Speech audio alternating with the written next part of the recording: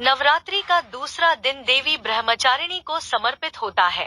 माँ का ये रूप तपस्विनी का है। ब्रह्मचारिणी का अर्थ होता है तप का आचरण करने वाली। तो आइए जाने माता ब्रह्मचारिणी की कथा और स्वरूप।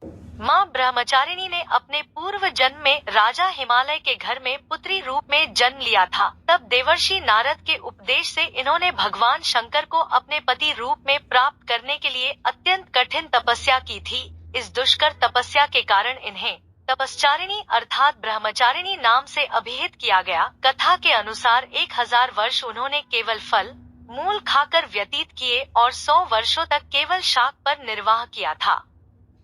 कुछ दिनों तक कठिन उपवास रखते हुए देवी ने खुले आकाश के नीचे वर्षा और धूप के भयानक कष्ट भी सहे।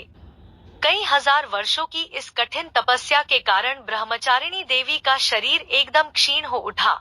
उनकी यह दशा देखकर उनकी माता मैना अत्यंत दुखी हुई और उन्होंने उन्हें इस कठिन तपस्या से विरक्त करने के लिए आवाज दी, उमा। तब से देवी ब्रह्मचारिणी का एक नाम उमा भी पड़ गया। उनकी इस तपस्या से तीनों लोकों में हाहाकार मच गया।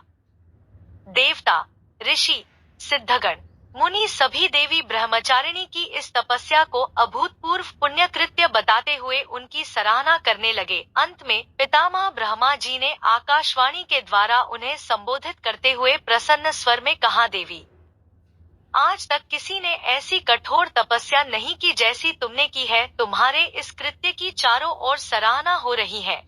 तुम्हारी मनोकामना सर्वतोभावेन परिपूर्ण होगी। भगवान चंद्रमौली शिवजी तुम्हें पति रूप में प्राप्त अवश्य होंगे। अब तुम तपस्या से विरत होकर घर लौट जाओ। शीघ्र ही तुम्हारे पिता तुम्हें बुलाने आ रहे हैं।